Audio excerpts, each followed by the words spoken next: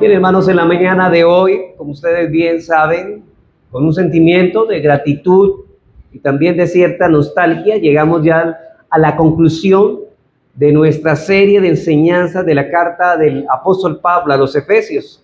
Ha sido un viaje espiritual, hermanos, que emprendimos exactamente desde el 24 de mayo del año pasado. Ya ha sido casi un año, bueno, no completamos el año, pero casi un año. Pero la verdad es que hemos ido avanzando paso a paso, versículo a versículo, descubriendo, hermanos, las riquezas de la palabra y mostrándonos, hermanos, lo que Dios ha hecho por nosotros antes de la fundación del mundo, de cuán privilegiados somos los cristianos y qué ha hecho Dios por su pueblo. Y aunque concluimos este estudio, hermanos, no termina aquí la obra de Dios que Dios ha querido hacer en cada uno de nuestros corazones.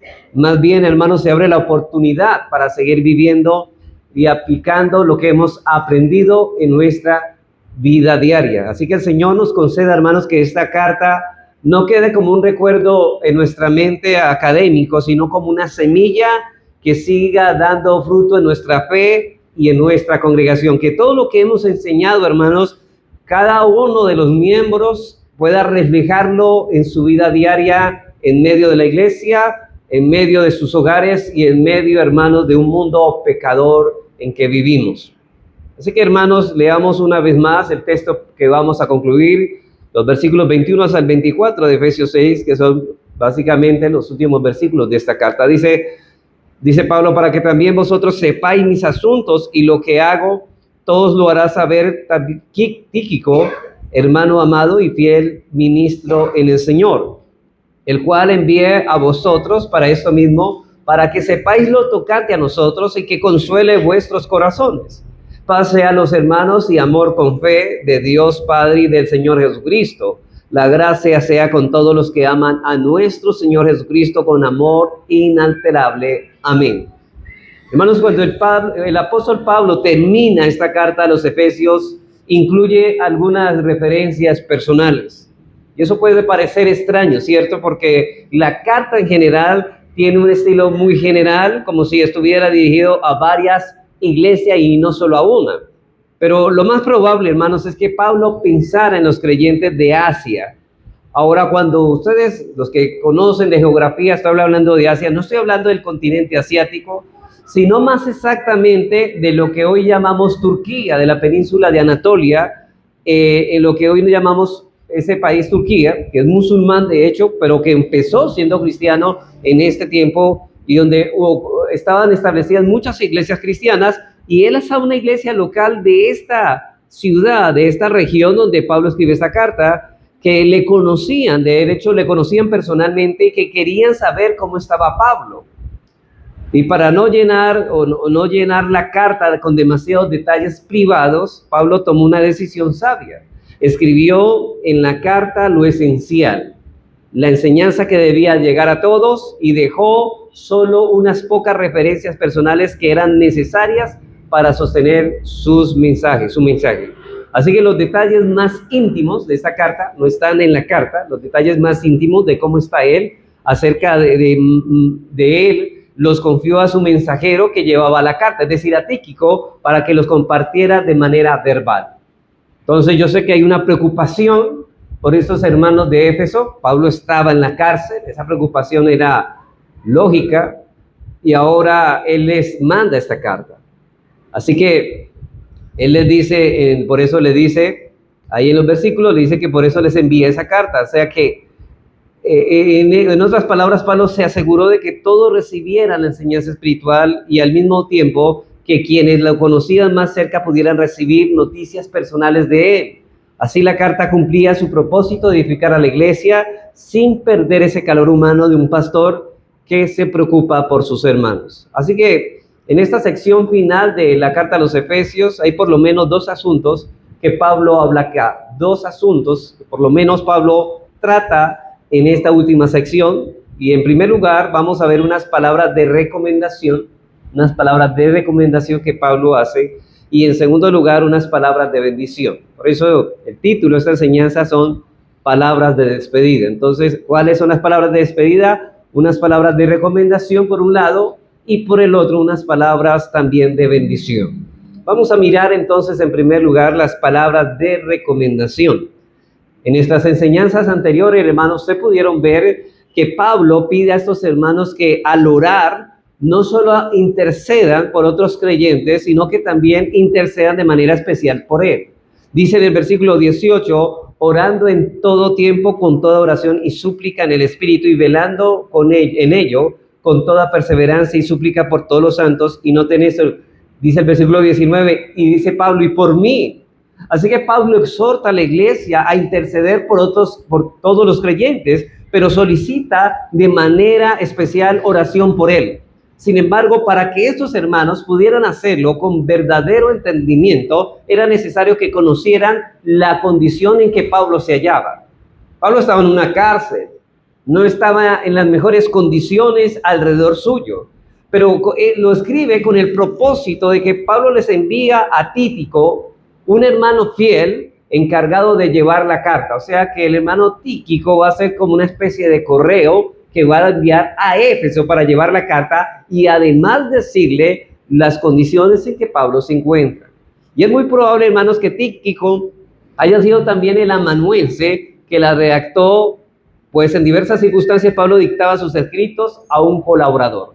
Sí, algunos pensarán que siempre los autores de las cartas, ellos escribían todo lo de la carta de su propia mano. No es así. Ellos dictaban a un amanuense, es decir, había una especie de secretario, un escriba que escribiera la carta mientras él la redactaba. Y en este caso parece ser que Tíquico fue quien escribió la carta, quien le escribió esta carta a los Efesios. Y es de los que él habla acá como un hombre fiel. Pero Tíquico no solo tenía la encomienda de llevar esta carta, parte de Pablo, sino que también la misión era completar las noticias personales, con noticias personales que no estaban escritas ahí. De este modo, los creyentes no recibirían solamente la instrucción escrita, sino que a través de Tíquico conocerían más acerca de la situación y el estado en que se hallaba el apóstol Pablo. En primer lugar, miremos acerca de Tíquico. Mire, acerca de Tíquico se nos dice que fue uno de los íntimos amigos mensajeros altamente apreciado de Pablo. Era oriundo de la provincia de Asia, como ya dijimos. Y noten que allí Lucas no solo describe como un asiático, sino que también lo vincula con Trófimo en Hechos 24, diciendo, y de Asia, Tíquico y Trófimo, a quien más tarde llama el Efesio. Es decir, que la procedencia o el origen de Tíquico probablemente es el mismo donde envía la carta a Pablo.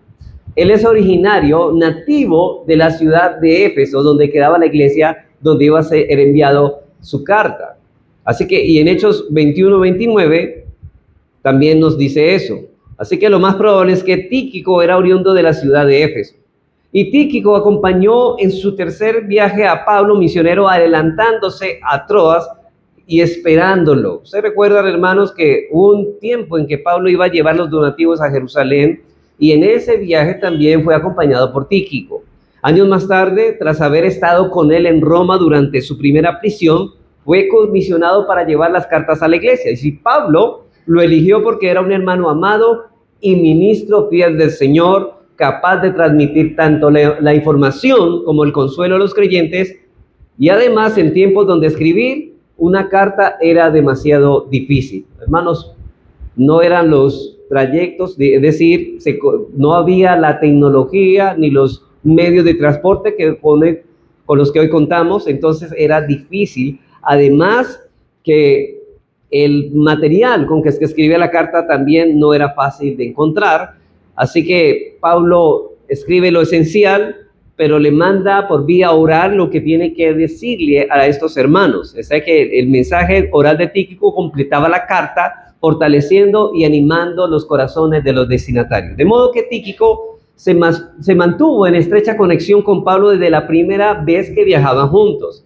Y Pablo confiaba plenamente en Tíquico, recién había estado con él y era un hermano amado. Él le dice el hermano amado y miembro de la familia de Dios y un ministro fiel en el Señor, leal a Cristo en todo el aspecto de la palabra. Por ello, resultaba la persona indicada para llevar esta carta para suplir de iglesia a iglesia. De hecho, él suplió labores pastorales, parece que también en la iglesia que quedaba en Creta, cuando estaba Tito, y él pudo llevar también la carta y también cumplir labores ministeriales cuando Tito estaba ausente. Así que la información necesaria acerca de Pablo y sus compañeros y los creyentes de Roma, Tíquico se les iba a hacer saber a estos hermanos. Así que Pablo envía a Tíquico a Éfeso y a Colosas como correo para dar un reporte de la situación que él está viviendo en Roma. Versículo 21, para que también vosotros sepáis mis asuntos y lo que hago, todo os lo hará saber Tíquico, hermano amado y fiel ministro del Señor. Todo lo que ustedes necesitan saber aparte de la carta, de cómo estoy yo.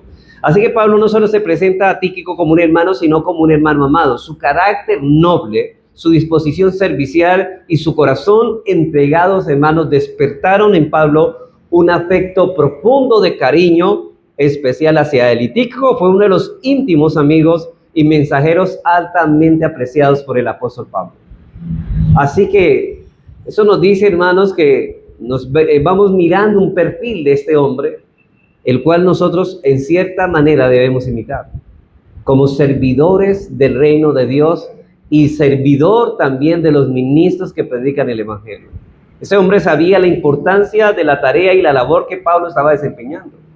Y él no se quedó de brazos cruzados, sino que puso su vida. Inclusive muchas veces tuvo que dejar su familia por un tiempo para poder llevar estas cartas a distintas iglesias a las que Pablo le mandaba.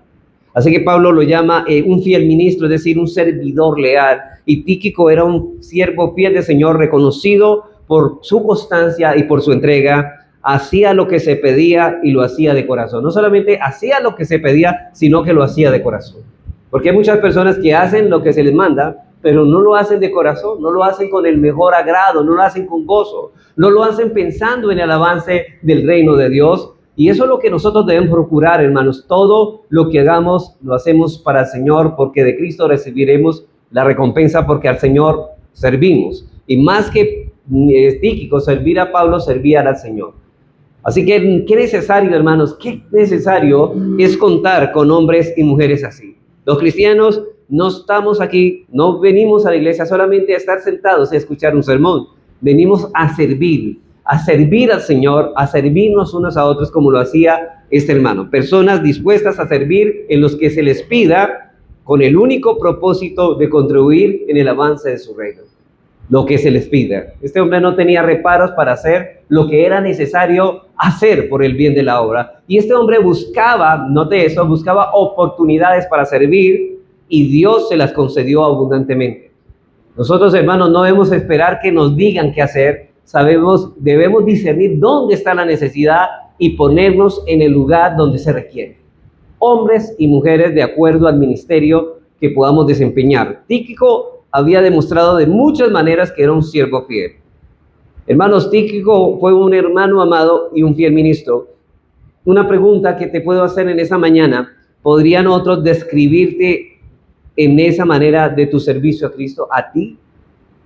¿Alguien puede describir que tu servicio es como el de Tíquico aquí en esta congregación de Pitalito? No estamos en Éfeso, pero hay una iglesia local en esta ciudad. Pueden decir los demás y pueden ver en ti esa fidelidad, esa lealtad, y que no desaprovechas ninguna oportunidad para poner todo al servicio del Señor. ¿Estás dispuesto a servir en lo que Dios te pida, aunque sea una tarea sencilla, con tal de contribuir al avance del reino? Hermanos, hemos pensado que cristianos son simplemente espectadores, esperando simplemente recibir y no dar. Pero la fidelidad de Tíquico fue reconocida por Pablo. Y te pregunto a ti, ¿eres constante y fiel en lo que Dios te ha encomendado o te dejas vencer por la rutina y el desánimo? Hermanos, ¿saben de qué viene la rutina y el desánimo? De falta de servicio. ¿Por qué la iglesia a veces cobra desánimos? Comienza a levantar cierto desánimo porque no estás haciendo lo que deberías hacer como miembro del cuerpo de Cristo. Hermanos, ustedes saben que cuando una mano no se utiliza, los músculos se atrofian y comienza a inmovilizarse. Eso nos pasa a nosotros como miembros. Hermanos, no se mueva y verá que usted parece que estuviera muerto. Necesitamos no atrofiar nuestros músculos del ministerio de servicio. Necesitamos despertar y ponerlos en funcionamiento. El mensaje de Tíquico no solo informaba, sino que también consolaba. Pero hermano, transmites consuelo y ánimo a otros cuando compartes la palabra o cuando hablas de la fe. Porque Pablo confiaba en Tíquico y eres alguien en quien otros pueden confiar para llevar adelante la obra con responsabilidad, en amor. Hermano, se te puede confiar algo del Señor. Juan Calvino decía, no hay obra pequeña cuando se hace para la gloria de Dios. Hermanos, cualquier oficio, por pequeño e insignificante que éste sea, hermanos, con tal que sea para la gloria y el avance del reino de Dios, no es pequeño. Hermanos, Dios no nos va a premiar por las grandes cosas que hagamos, sino para la fidelidad con que hacemos las cosas. En lo poco fuiste fiel, en lo mucho te pondré. Es en lo poco, hermanos. Calvino insistía en que la verdadera grandeza del creyente no está en la magnitud de la tarea, sino en la fidelidad con que se realiza. Y esto refleja lo que Pablo vio en Tíquico. Un hermano amado, constante, confiable, cuya labor, aunque sencilla en apariencia, fue vital para el avance del reino. Si lo piensas, la pregunta que planteas sobre si otros podrían describirte como fiel ministro, y es profundamente práctica. Es decir, hermanos, yo te pregunto, es decir, en esas cuestiones que hicimos, ¿puedes identificarte tú o todo eso que hemos dicho te falta? Porque la fidelidad no se mide por la visibilidad del servicio, sino por la constancia y el amor con que llevas a cabo. En palabras de Calvino, cualquier tarea hecha para Cristo, sea humilde, por humilde que sea, se convierte en grande porque está orientada para la gloria, y Dios honra a los que le honran. Dios honra a los que le honran. Mire, hay personas que vienen, se llaman cristianos, pero solamente están buscando en la iglesia qué le puede dar la iglesia y no qué ellos pueden dar a la iglesia. Están ensimismados. ¿Sabe cuál es el problema hoy de la depresión? Que muchas personas viven enfocadas en sí mismas. Las personas que tienen más problemas psicológicos son personas que se enfocan su vida solamente en sus problemas y en sus ocupaciones, pero no les interesa a los demás. Y de hecho, peor aún, no les interesan las cosas que tienen que ver con el reino de Dios. Sus negocios son los más importantes, pero las cosas de Dios pasan a un segundo plano, son secundarias para ellos. Pero Tíquico no buscaba la fama ni los reconocimientos humanos. Su anhelo era simplemente servir, estar disponible para aquello que lo que pudiera ser útil. Note eso. Él buscaba ser útil en lo que pudiera ser, y en esa humildad Dios le concedió el privilegio de caminar como compañero de milicia, nada más y nada menos que del apóstol Pablo. Su vida nos recuerda que el verdadero honor no está en ser vistos por los hombres, sino ser hallados fieles delante de Dios. Por cierto, Tíquico es mencionado 5 veces en el Nuevo Testamento. Por eso decimos una vez más, Dios honra a los que le honran. Y hoy estamos hablando de este hombre como un ejemplo de servicio. Quiera Dios, hermanos, que esto nos mueva en el corazón para ser más serviciales en el Señor. Pero en segundo lugar, vamos a mirar la encomienda que Pablo le da a Tíquico. Vamos en segundo lugar. Tíquico tenía la misión de llevar la carta de Pablo a los Efesios, pero además debía transmitirles un reporte oral acerca de la condición en que se encontraba Pablo como prisionero en Roma. Pablo sabía que estos hermanos podían haber estado experimentando cierta ansiedad por cierta situación, y por eso quiso que Tíquico llevara no solo la carta, sino también palabras que dieran paz y confianza en el Señor. Pablo quiere consolar y darles tranquilidad a estos hermanos por la preocupación que ellos tienen de él. Dice en el versículo 21, para que también vosotros sepáis mis asuntos y lo que hago y cómo me va. Todo os hará saber Tíquico, hermano amado y fiel ministro del Señor, el cual envía a vosotros para esto mismo, para que sepáis lo tocante a nosotros y que consuele vuestros corazones. Ese era el propósito, consuelo para ellos. Y cuando Tíquico compartiera con los creyentes como Pablo estaba enfrentando sus problemas y dificultades, sus corazones serían fortalecidos y llenos de consuelo al escuchar de primera mano la fe y la perseverancia del apóstol en medio de una prisión. Y ellos podrían recordar que el poder de Dios se perfecciona en la debilidad, y que aún en las circunstancias más duras, el Señor sostiene de esperanza a sus siervos. Y eso es lo que pasaba con Pablo. Me gusta que Pablo no está ensimismado, ¿no? Y es conmovedor ver el deseo de Pablo de cultivar vínculos personales con los hermanos. Mire, hermanos, él abre su corazón y se lo hace saber a Tico. Dile, hermanos, ¿cómo estoy? Las personas en sí mismas ni siquiera muchas veces abren el corazón. Cuando él les recuerda que en Cristo ya forman parte de la familia de Dios, hermanos, ¿sabe qué es la iglesia? La familia de Dios. No los presenta como una teoría, sino como una realidad viva. Somos la familia de Dios. Hemos sido adoptados en la familia de Dios y esa pertenencia se expresa en la comunión, orando unos por otros. Pero ¿sabe qué, hermanos? Si no sabemos el problema suyo, ¿cómo vamos a orar? Si usted no abre su corazón, ¿cómo sabemos por qué orar por usted? ¿Qué lucha está librando? ¿Qué debilidades está usted albergando en su corazón? ¿Cómo puede enfrentar esas debilidades? Y Pablo, recuerde que Pablo dice, ¿y oren por quién? No solamente por todos los santos, sino también por mí. Él está pidiendo oración. Así que en su carta Pablo les asegura, en los capítulos 1 y 3, que él está orando por ellos. ¿Recuerdan las oraciones que vimos en el capítulo 1 y en el capítulo 3? Él ora por los efesios. Y más adelante, en los versículos 19 al 20 de ese capítulo, ahora les pide a ellos que oren por él. Ya él oró por ellos, ahora oren por mí. Y además dice, por medio de Tíquico, quienes le llevaría la información adicional a la carta, Pablo buscaba animarlos y fortalecer su fe. Y por esta razón Pablo envía a Tíquico para consolarlos. Pero en tercer lugar, Pablo sabía que los hermanos de Éfeso estaban preocupados por él. Él sabía esto. Él sabía que los hermanos de Éfeso amaban profundamente y que su encarcelamiento les causaba gran preocupación. No eran indiferentes a su situación, por eso Pablo decide enviar a Tíquico para que con sus palabras y su presencia pueda animarlos y fortalecerlos, recordándoles que en medio de la prueba Dios sostiene a sus siervos para que sigan su obra adelante. Y mire, el propósito es que Dios sostiene a sus siervos. ¿Con qué propósito? Que la obra de Dios siga adelante, hermanos. Somos una familia, la familia de Dios. Pero también somos un solo cuerpo, el cuerpo de Cristo. Y cada uno de nosotros es miembro de los demás. Por eso Pablo dice en 1 Corintios 12:26, si un miembro padece, todos los miembros se duelen con él. Y si un miembro recibe honra, todos los miembros en él se gozarán. Así que así es la vida en el Señor, hermanos, unidos en amor, en solidaridad y en mutua edificación por nuestra unión con Cristo. Estamos unidos con un lazo, hermanos, que nada ni nadie puede romper. Pero así como hermanos en Cristo estamos unidos con un vínculo que tampoco nadie puede quitar, que puede despedazar. Es un vínculo eterno, firme e indisoluble, porque Él mismo nos ha hecho parte de su cuerpo y de su familia. Así como ninguna cosa nos puede separar del amor de Cristo, así ninguna cosa nos puede separar del amor de nuestros hermanos que están unidos en Cristo.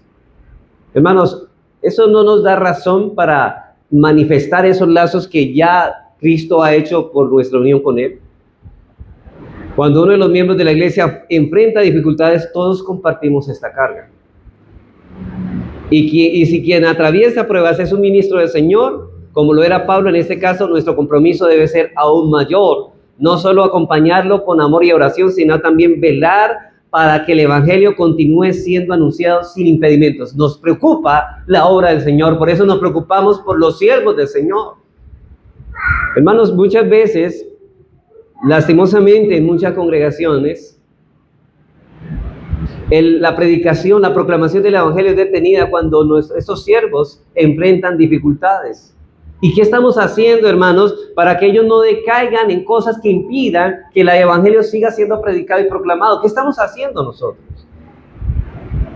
Así mostramos que somos un solo cuerpo en Cristo, unidos en la misión y en el cuidado mutuo. Sin duda, esos creyentes, hermanos, amaban a Pablo y por eso se preocupaban por él, como también la palabra que Pablo predicaba, y amaban el reino de Cristo al que Pablo servía, y por esta razón se preocupaban aún más. Hermanos, un cristiano verdadero no es aquel que vive indiferente a lo que puede ocurrir en la iglesia. Él está en el culto de oración porque él entiende que debemos ir al trono de la gracia a pedir para que Dios nos siga ayudando. Él está en la enseñanza porque sabes que ahí se edifica para también recibir y edificar su ministerio para ayudar también a edificarse unos a otros. Hermano, no podemos edificarnos unos a otros si no nos preparamos, si no nos exponemos una y otra vez a la predicación de la palabra.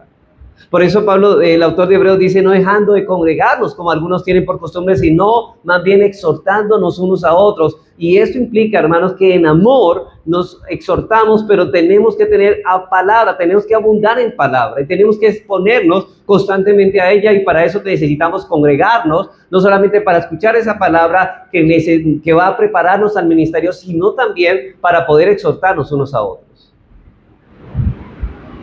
Por eso dice Pablo en 1 Tesalonicenses 5:12 al 13, dice en cuanto a los servidores, dice: os rogamos, hermanos, que reconozcáis a los que trabajan entre vosotros y que os presiden en el Señor y os amonestan. Y esto es bueno porque los pastores también deben amonestar, no solamente predicar, sino llamar a un hermano y amonestarlo. Pero, ¿qué dice? Que tengamos con ellos indiferencia, no, y que los tengáis en mucha estima. ¿Por qué? Y amor por causa de su obra. No por causa de la persona misma, sino por causa de la obra que ellos están llevando a cabo, la obra de Dios. Quienes aman el reino de Dios, la gloria de Cristo y el bien de las almas, también aman a aquellos que se esfuercen por aquellos que se esfuerzan por promover estas cosas. Hermanos, tú amas el reino de Dios, amas la gloria de Cristo, amas que muchas almas sean salvadas. Si realmente amas, ¿sabes cómo vas a manifestar esto? El amor y el cuidado de aquellos que se encargan de promover estas cosas cuando proclaman y predican la palabra. Seguramente esto era lo que llenaba la mente y el corazón de los hermanos cuando pensaban en el apóstol Pablo. Pero en cuarto lugar, miremos cómo Pablo enfrentaba esas dificultades. Podríamos decir que aquí va a dar la respuesta, ¿no? O vamos a ver cómo luce esto, cómo él enfrentaba estas dificultades. Recuerda, él está en una cárcel. Sin duda, sus encarcelamientos no le robaron el gozo de su salvación, ni lo llevaron a preocuparse en exceso por sí mismo. Muchas veces, hermanos, ¿qué pasa cuando atravesamos dificultades? Nuestra tendencia natural es a encerrarnos en nuestros propios problemas y a pensar solo en nosotros. Mire, hermanos, siempre cuando nos vemos rodeados por circunstancias adversas, comenzamos a enfocarnos a nosotros mismos, como si a nosotros son los únicos que le pasan esas cosas. Como si todo el mundo tuviera que estar atento a mis dificultades y a mis adversidades. Pablo no pensaba así. Pablo no pensaba así. Ningún cristiano verdadero y fiel piensa así. Pablo no estaba centrado en él. Su corazón estaba ocupado, ¿sabe qué? En lugar de ser consolado, él buscó consolar y animar a los hermanos en Éfeso. Mire lo contrario. Él no espera, él no dice: bueno, yo estoy aquí en la cárcel y mis hermanos me han abandonado y nadie se ha ocupado de mí, Señor, y quizás pudiera haber murmurado con el Señor: mira, Señor, cuánto te sirvo, he luchado con fieras y esto es lo que recibo, y yo tan anciano, tan lleno de años, en una cárcel. Él podría estar quejándose, un espíritu quejumbroso por esta situación, como muchos de nosotros hacemos. Pero sabe que Pablo no da lugar a eso. No solamente él está gozoso porque él sabe que esas prisiones hacen y ayudan para el reino y el avance del reino de Dios, sino que también él consuela a aquellos hermanos que están preocupados por él. Eso me parece las palabras del Señor Jesucristo en el discurso del aposento alto. El Señor Jesucristo es el que va a ir a la cruz. Y él dice: mi alma está triste hasta la muerte. Y noten que él no busca que los apóstoles, sus discípulos, lo consuelen, sino que él consuela a los discípulos. Él no se centra en sí mismo, sino que su enfoque es en ellos, en tratar de consolarlos. Dice: ellos están tristes porque el Señor los va a dejar, pero él los consuela que enviaría a su Espíritu Santo. Y el Señor está triste, pero en lugar de ser consolado, él consuela, hermanos, en momentos de tristeza. En lugar de consolarnos, buscar la consolación, nosotros buscamos más bien consolar. Y eso es lo que es. No estamos centrados en nosotros mismos. Hermanos, cuando usted busca consolar a otro, usted mismo es consolado. No hay mejor consuelo que buscar consolar y animar a otros hermanos. Eso lo hizo el Señor Jesucristo. Y eso es lo que estamos viendo que Pablo está haciendo aquí. Hermanos, porque muchas personas siempre viven quejándose: aquí no hay amor. ¿Sabe cuál es ese grito? ¿De dónde brota ese grito? Que aquí no hay amor. De una persona ensimismada, que solamente piensa en él, en una persona egoísta. Hermanos, no son las circunstancias las que nos deprimen. No son las circunstancias las que nos deprimen, sino la manera en que miramos las circunstancias. El propósito de nuestra vida no es simplemente disfrutar ni buscar la felicidad terrenal. Muchas personas, y aún creyentes, piensan que la vida está para disfrutar la felicidad y para buscar la felicidad. Quienes viven encerrados en sí mismos terminan vacíos y desdichados porque el egoísmo solo conduce a la miseria y a la tristeza. El egoísmo. Muchas personas y muchas veces la depresión nace, aunque no siempre, de un corazón encerrado en sí mismo. Hermanos, mire una persona aburrida, triste, quejumbrosa y es una persona enfocada en sí misma. El problema de estar centrado en ti mismo es lo que te precipita constantemente a la depresión. Ellos dicen, mis problemas, mis angustias, mis sentimientos, mis enfermedades, mi salud, y no están dando cuenta que has tejido con tu propio yo una red que te está ahogando, que te está asfixiando. Detrás de tu tristeza y detrás de tu depresión, lo que yace es un serio problema de preocupación por ti mismo. Te estás amando demasiado y ahí es que está el problema de la depresión. Todo el mundo, y alguien no hace lo que él piensa que deben hacer. No estoy, pastor, no estoy preocupado. Los hermanos no están ocupados de mí. Hermanos, eso es egoísmo. Y esta persona, en lugar de ser consolada, debe ser reprendida. Porque esta persona está pecando contra Dios. Así que, hermanos, cuidarnos de esto. Hermanos, debemos aprender a ser humildes. A tener un concepto bajo de nosotros. El creyente verdadero no tiene una alta autoestima, sino una baja autoestima. Eso es humildad. Si usted tiene una alta autoestima, usted es un orgulloso. Porque los humildes tienen una baja autoestima de sí mismos. Yo sé que la psicología moderna ha enseñado lo contrario, que usted tiene que tener una alta autoestima. Mentiras.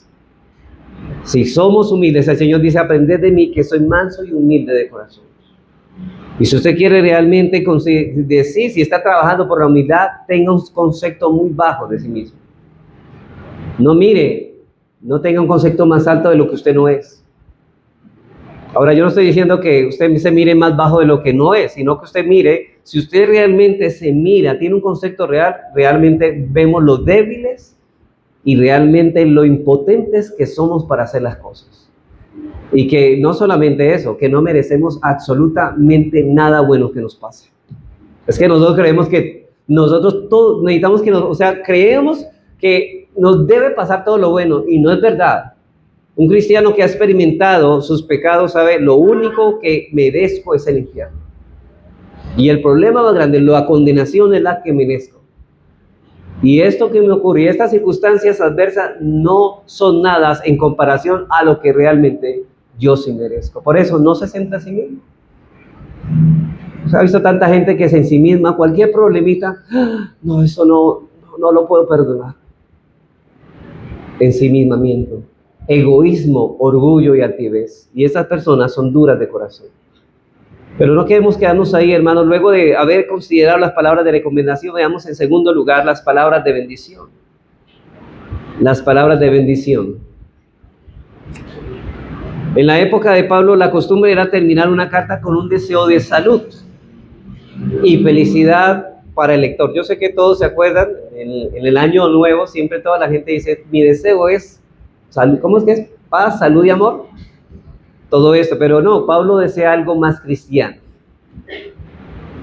Es un deseo de salud o felicidad para el lector. Pablo no ve esa razón para abandonar esa práctica, sin embargo, y en las cartas en ese tiempo se escribía eso, deseo, salud, felicidad para el que lea esta carta, pero Pablo no ve razón para abandonar esta práctica. Sin embargo, así como transformó el saludo inicial dándole un sentido cristiano, también lo hace con el deseo final.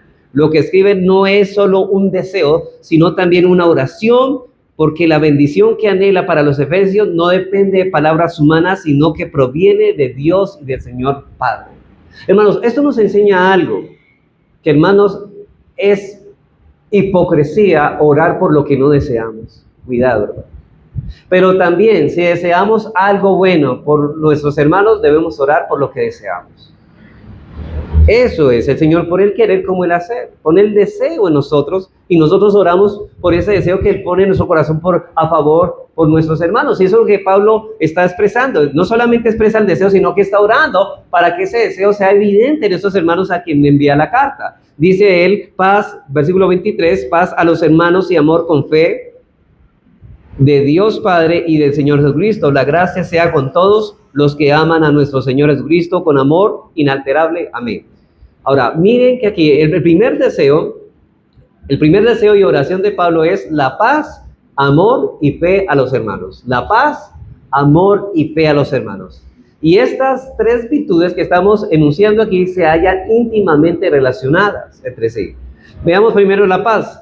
La paz ha sido la característica de toda esta carta. A lo largo de toda esta carta hemos mirado esta virtud. Al comienzo de esta carta, en el capítulo 2, versículo 14, Pablo ha explicado de qué manera Jesucristo es nuestra paz. ¿Se acuerda que de ambos pueblos hizo uno?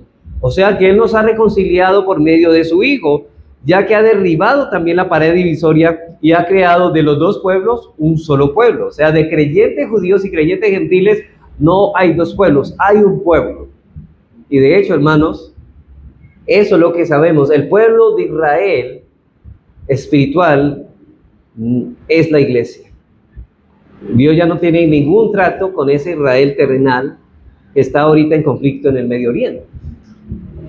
Y luego en los versículos 17 al 19 nos dice que Cristo vino y anunció las buenas nuevas ¿de qué?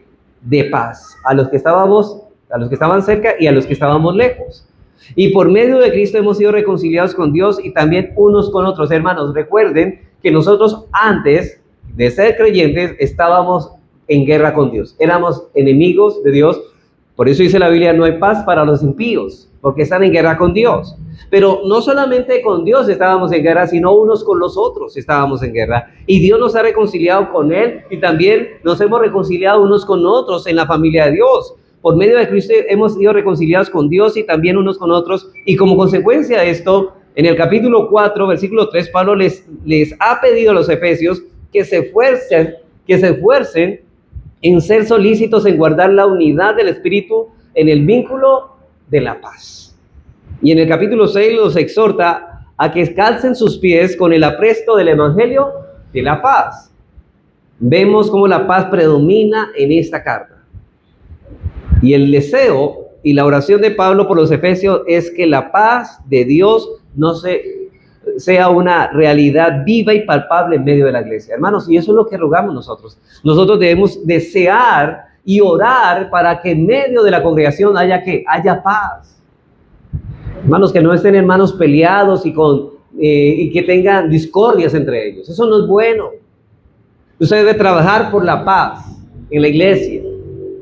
Usted no debe estar en guerra. Dice el Señor, también dice que no deber nada a nadie, sino en cuanto dependa de nosotros, estemos en paz con todos los hombres. Y preferiblemente, hermanos, con la familia de la fe. Pero el que anhela para la paz, busca la paz y trabaja por la paz en la iglesia. Él anhela que esa paz se experimente. Pablo lo hace de manera más evidente y que sea reflejada en la vida diaria de los creyentes y que sea un testimonio del poder de Dios en medio de ellos. Hermanos, ¿cómo manifestamos que Dios está obrando en nuestros corazones? Porque vivimos en paz. Hermanos, si en verdad amas esta iglesia, ora por su paz. Es necesario que ores. Y sabe que no quede allí solamente, procura mantenerla. Hazlo evitando crear conflictos innecesarios entre los hermanos. Hermanos, cuídate de crear conflictos innecesarios entre los hermanos. Y cuidando tu corazón de toda murmuración y chisme. Porque, hermano, lo que perturba la paz, cuando damos lugar a la murmuración, cuando tú te conviertes en un instrumento de murmuración, tú eres un enemigo de la paz y en lugar de fomentar la paz, estás promoviendo lo contrario a la paz. Y Dios nos ha llamado ¿a qué? A buscar la paz y a orar por ella. La paz de la iglesia es un tesoro que debemos proteger con oración y actuando en consecuencia a ello. Por eso, hermanos, cuando usted ve a un hermano que está hablando mal de otro hermano, usted debería reprenderlo seriamente. Porque usted está cuidando la obra del Señor, está cuidando la iglesia y que esa paz se preserve. Sería incoherente, hermanos, de nuestra parte pedir en oración que Dios preserve la paz de la iglesia, mientras al mismo tiempo sembramos división con murmuraciones y provocamos problemas entre los hermanos. Y es su deber guardar la paz, es su deber cuidar. No podemos permitir esto, hermanos. ¿Y sabe de dónde desemboca esa paz? Esa paz desembocará en amor. O sea, eso inevitablemente, si buscamos la paz entre nosotros, inevitablemente nos llevará a amarlos los unos a los otros. Muchos dicen, ¿queremos que aquí haya amor? Bueno, busquemos primero la paz. La paz de Dios siempre produce amor y ese mismo amor fortalece y afirma la paz. Es un movimiento de gracia, ¿cierto? Un círculo virtuoso que Dios mismo establece en nuestros corazones. Y todo esto fluye de nuestra fe porque al confiar en el Señor, recibimos su paz. Hermanos, ¿cómo recibimos la paz de Cristo? Por medio de la fe. Y aprendemos a amar. Y al amar mantenemos viva esa paz que Él nos ha dado. ¿Noten si ve la correspondencia? Recibimos su paz y aprendemos a amar en esa paz que recibimos. Y al amar mantenemos viva la paz que Él nos ha dado. Por eso Pablo dice, paz sea a los hermanos y amor con fe. Pero Pablo menciona la fe en relación con la paz y el amor. La fe es personal, pues cada uno cree en Cristo de manera individual, hermanos. Pero al mismo tiempo, yo creo que aquí es necesario señalar que la salvación es personal. Pero muchas personas que dicen ser cristianas han entendido mal esto. La fe es personal y somos salvos personalmente. Pero al mismo tiempo, todos los que han creído de verdad están unidos entre sí. Hermanos, aunque somos salvos personalmente, no vivimos nuestra salvación personalmente, sino en comunidad. Por eso deben vivir en paz y en amor, y hemos sido salvados por medio de la fe y unidos a Cristo por la fe, y en esa misma fe produce armonía dentro de la familia de Dios. Hermanos, usted debe vivir su salvación en el cuerpo de Cristo, en comunidad. Hay personas que piensan que yo soy salvo y puedo vivir mi vida y yo no necesito ninguna iglesia. No, hermano, es que Dios nos llamó a vivir nuestra salvación dentro de la iglesia, y esa salvación y santificación crecen dentro de la comunidad del pueblo de Dios. De ahí que todo aquel que posee esta fe buscará unirse y permanecer en una iglesia local. Hermano, no más, yo sé que muchos salen con el ladrón en la cruz. ¿Y por qué el ladrón en la cruz no hizo parte de ninguna iglesia y no fue salvo? Bueno, podría darle muchas razones. Entre ellas, la iglesia no había sido inaugurada todavía. Esa es una. Segundo, él no podía bajarse de esa cruz. Si existiera la iglesia, ¿cómo hacía? Ahora, ¿él por qué no se congregaba? Bueno, primeramente porque todavía la iglesia no había sido inaugurada. La iglesia se inauguró en Hechos 1:8. En el día de Pentecostés fue inaugurada la iglesia, y la primera iglesia local, ¿cuál fue? La iglesia de Jerusalén. Y cuando él murió, el ladrón murió, no existía la iglesia de Jerusalén. Dos, si existiera la iglesia, él podría querer ir a la iglesia, pero no podía ir a la iglesia. ¿Por qué? Porque estaba crucificado. Una cosa, hermano, cuando usted no se congrega, le pregunto, ¿usted no viene a la iglesia? ¿Es porque usted no quiere o porque no puede? Porque no quiere o porque no puede. Y eso dice lo que hay en su corazón. Una cosa es que usted no pueda, pero otra cosa es que usted no quiera. Pero todo cristiano busca el deseo de crecer en una iglesia, porque ahí es donde él crece. La Escritura no concibe, note eso lo que estoy diciendo, la Escritura, la Biblia no concibe a un creyente no perteneciendo a ninguna iglesia. Todo verdadero creyente pertenece a una iglesia local. Todo verdadero creyente. Y si no la hay en la ciudad donde él vive, ¿qué va a hacer? Buscar una ciudad, vivir donde haya una iglesia para poder congregarse y crecer espiritualmente. Porque esa persona está interesada en buscar primeramente el reino de Dios y su justicia y en crecer espiritualmente. Él no está preocupado tanto por las cosas de este mundo, del aquí y de la ahora, porque él sabe que perecerán. Él está ocupado en hacer tesoros en los cielos, y para ello necesita cultivar el amor de otros hermanos y vivir en comunidad para crecer como un cuerpo. Hermanos, cuando una mano está separada del cuerpo es porque está muerta.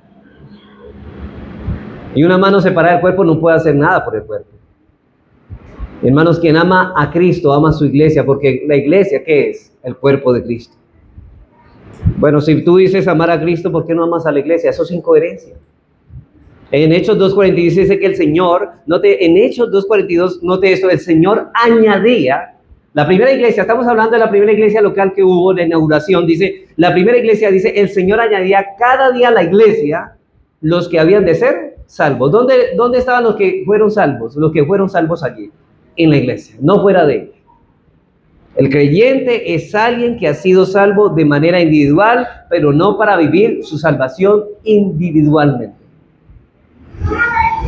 John Owen dijo con mucha razón, aquellos que son llamados por Cristo no son llamados a caminar solos, sino a ser miembros vivos de su cuerpo, unidos en fe y amor. Y en otra parte también dijo, la comunión con Cristo no puede separarse de la comunión con los santos. Quien desprecia a la iglesia, desprecia a Cristo mismo. Hermanos, cuando tú amas a Cristo, amarías estar con la iglesia todo el tiempo. Tu comunión con Cristo me la evidencias, aunque yo no sé cómo es tu comunión con Cristo. Si tú quieres y deseas estar mucho tiempo con Cristo, desearás estar mucho tiempo también ¿con quién? Con el cuerpo de Cristo, que es la iglesia. Hermanos, yo veo incoherencias de mucha gente. Pero eso me está hablando de realmente no tienes comunión con Cristo, porque no tienes comunión con la iglesia. Thomas Watson dijo también algo similar, aunque la fe se ejercita en los secretos del corazón, nunca permanece sola, siempre nos conduce a amar a los hermanos y a buscar la comunión de la iglesia. Y la fe verdadera, aunque comienza en lo íntimo de cada creyente, inevitablemente se manifiesta en la vida comunitaria. La salvación nos une a Cristo y esa unión nos vincula inseparablemente con su iglesia. Hermanos, no solamente estamos unidos a Cristo, sino a nuestros hermanos en Cristo. ¿Sí lo notan? Si estamos unidos a Él, estamos unidos a los que están con Él. Así que la fe, hermanos, produce en el pueblo de Dios, y Pablo dice que todo esto proviene de Dios. Entonces, como les venía diciendo, hermanos, nuestra vida de salvación es personal, pero no nos lleva a vivir la vida para crecer en salvación personalmente, sino corporativamente. Así que la fe produce armonía en el pueblo de Dios, y Pablo dice que todo esto proviene ¿de quién? De Dios. Dice el versículo 23, paz sea a los hermanos y amor con fe de Dios Padre y del Señor Jesucristo. Es Dios el Padre por medio de nuestro Señor Jesucristo que los creyentes reciban esas bendiciones de fe, paz y el amor, y todos sus beneficios, actitudes, actividades proceden del Padre y del Señor Jesucristo. Fuera de Él, lo único que queda, ¿sabe qué es? Vacío y desesperanza, inquietud y odio, contienda y confusión, así como viven los impíos. Pero en Cristo encontramos la certeza, el descanso, la plenitud para la vida. Por eso dice Isaías 57:21, no hay paz, dijo mi Dios, para los impíos. No hay paz para el que persiste en su pecado y transita por el camino del Señor. Así que, hermanos, el que no transita en el camino del Señor, no hay para él paz. Así que los impíos carecen de paz, aunque busquen tranquilidad. Y yo sé que, hermanos, como los impíos rechazan a Cristo, ellos piensan, y note esto, muchas personas piensan esto. Ellos piensan que la paz que solamente proviene de Cristo la pueden encontrar en otras cosas. Por ejemplo, buscan la tranquilidad en los placeres de este mundo, en las riquezas de este mundo, en las distracciones de este mundo, pero nunca alcanzan la paz genuina porque están separados a la fuente misma de paz que es Dios mismo.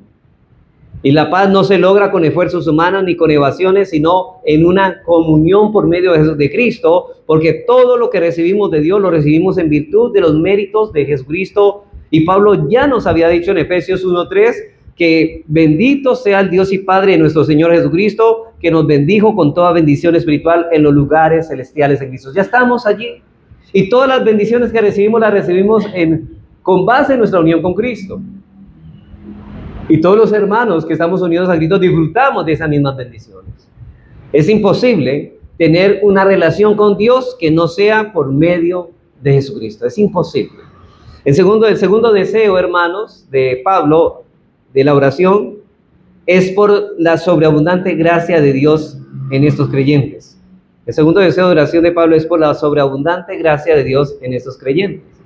Dice él, la gracia de Dios sea con todos los que aman a nuestro Señor Jesucristo con un amor inalterable. Hermanos, la gracia es el libre y soberano impulso de Dios, del amor divino, por el cual Dios se inclina a colmarnos de bendiciones, no por mérito nuestro, sino por su infinita bondad que ha querido derramar sobre todas las criaturas indignas de la abundancia del favor. Así que Dios soberanamente, hermanos, no porque lo mereciéramos, nos bendice. Él nos bendice con toda bendición, pero aunque no lo merezcamos, Él ha expresado su abundante misericordia. Y Pablo dice que esta gracia ya ha sido derramada sobre los creyentes. En su saludo inicial dice en Efesios 1:1, dice Pablo, apóstol de Jesucristo por la voluntad de Dios, a los santos y fieles en Cristo Jesús que están en Éfeso, gracia y paz a vosotros de Dios nuestro Padre y del Señor Jesucristo. Él dice que esta es la fuente.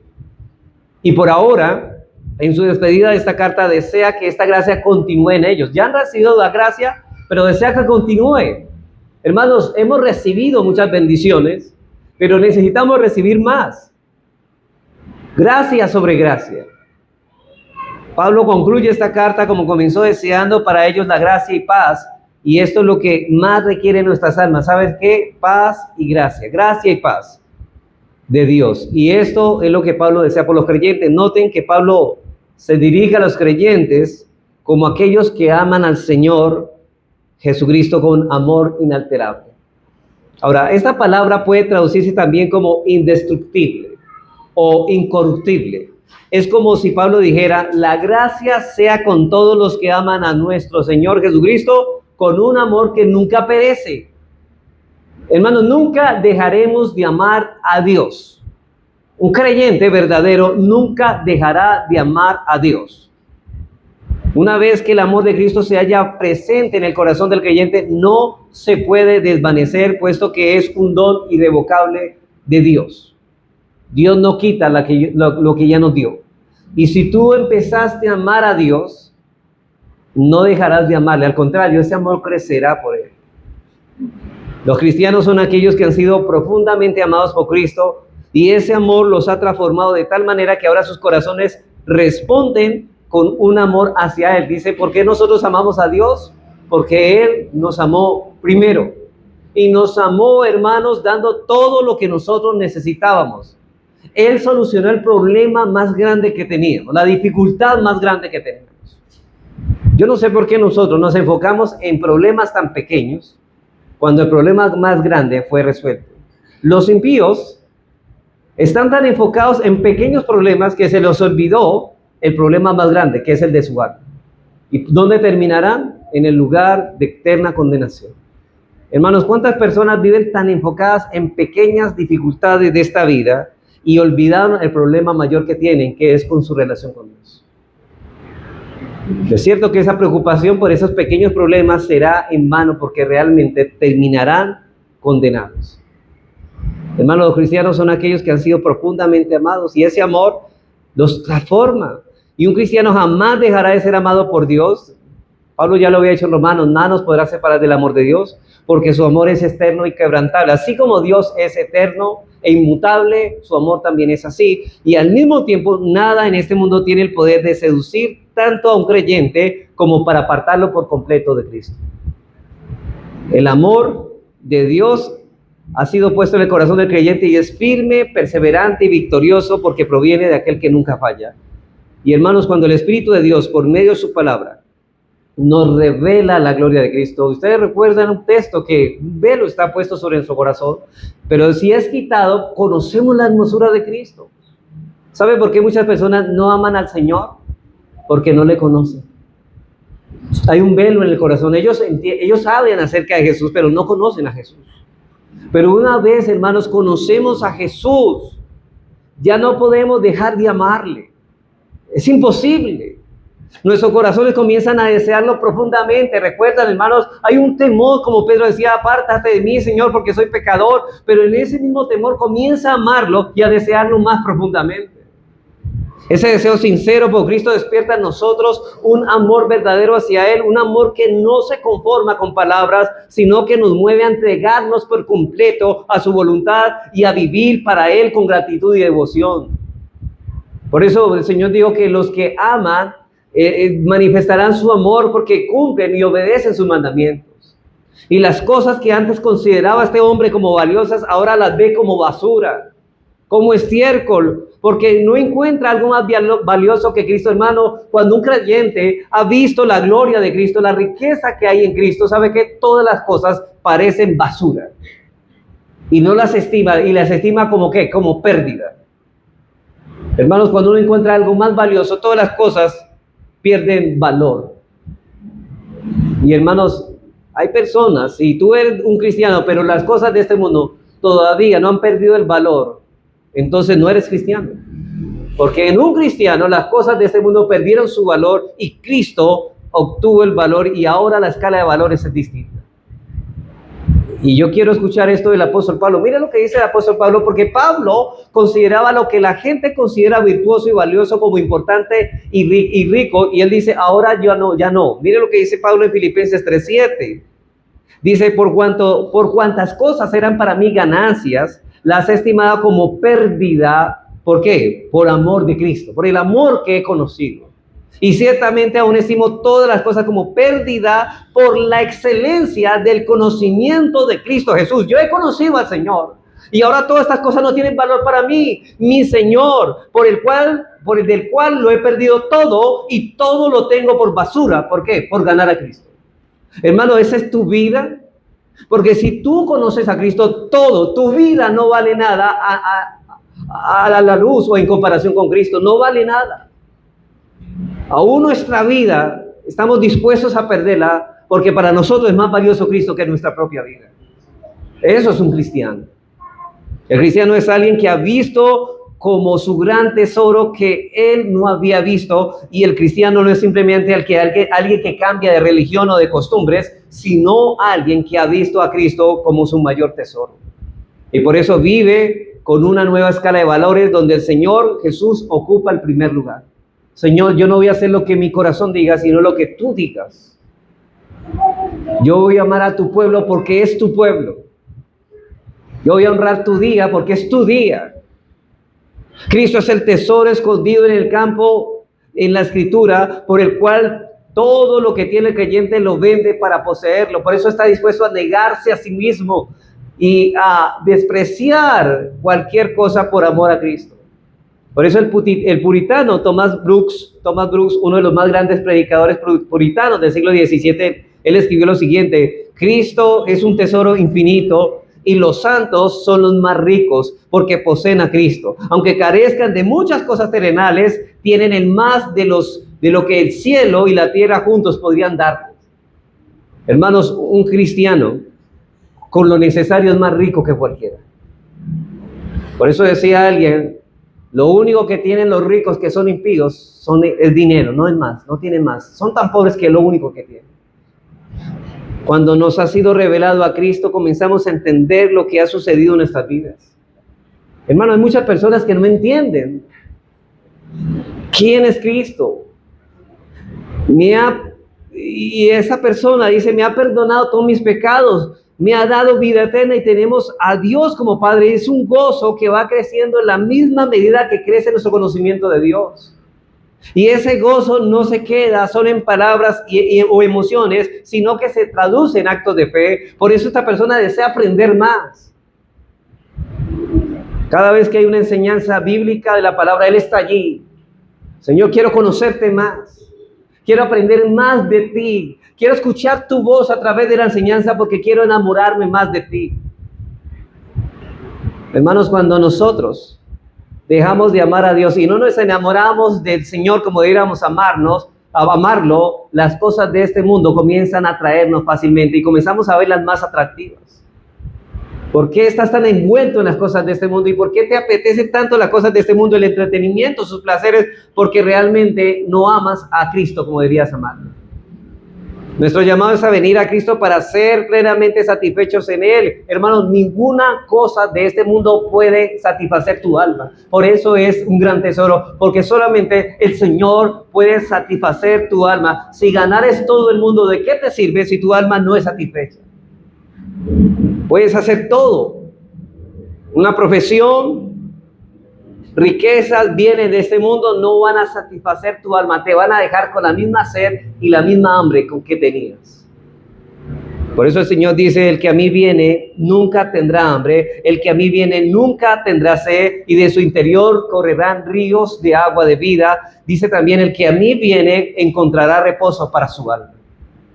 Cristo es el manantial inagotable que calma la sed más profunda del alma. Es el pan del cielo que sacia nuestra hambre de eternidad. Es el descanso seguro cuando el corazón se siente cansado y cargado. Es el refugio donde hallamos paz en medio de la tormenta. Cristo es la luz que disipa nuestras tinieblas. Es el buen pastor que guía nuestros pasos y guarda nuestra vida. Él es la vid verdadera que fluye todo fruto que necesitamos dar. Él es la roca firme sobre la cual podemos edificarnos sin temor. Cristo es nuestra paz. Cuando el mundo se agita, Él es la resurrección que vence a la muerte y nos da esperanza.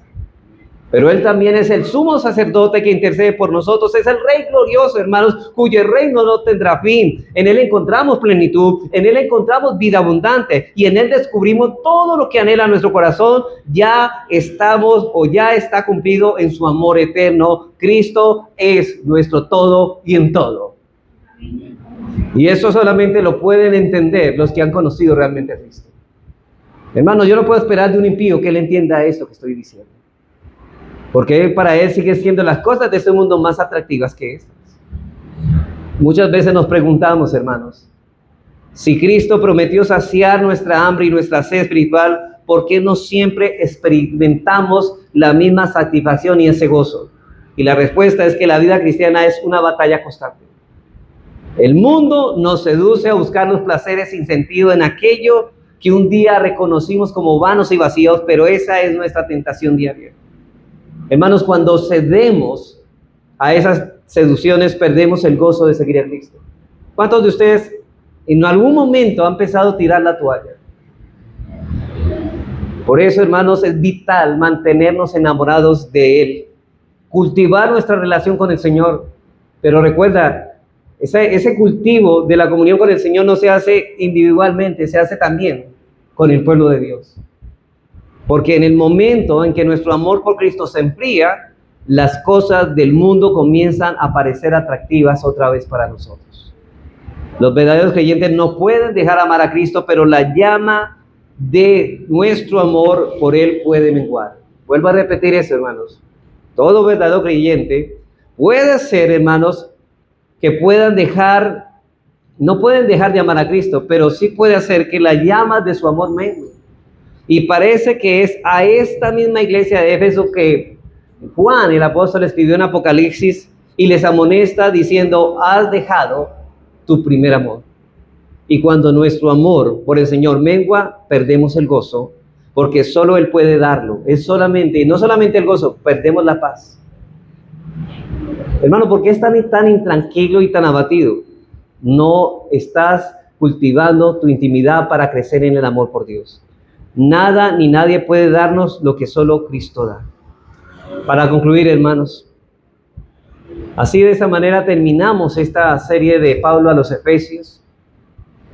Nuestra oración es que el Señor mismo haga viva su palabra en nosotros, hermanos, que no solo entendamos con la mente, que usted todo lo que ya hemos visto a lo largo de esta serie, no solamente, hermanos, abracemos esto, lo entendamos en la mente, sino que lo abracemos con el corazón de que somos lo más privilegiado de la creación, por ser creyentes, escogidos antes de la fundación del mundo, amados y bendecidos con toda bendición espiritual en Cristo. Que esta verdad, hermanos, nos impulse a vivir con nuestra nueva identidad, que vivamos como lo que somos, que cada día recordemos quiénes somos ahora en Cristo y caminemos con gratitud, obediencia y gozo, reflejando su gloria en nuestra vida diaria, hermanos. Que Dios haya obrado a través de esa enseñanza y queremos ver ahora en evidencia esto que hemos aprendido. Que el Señor nos ayude, hermanos.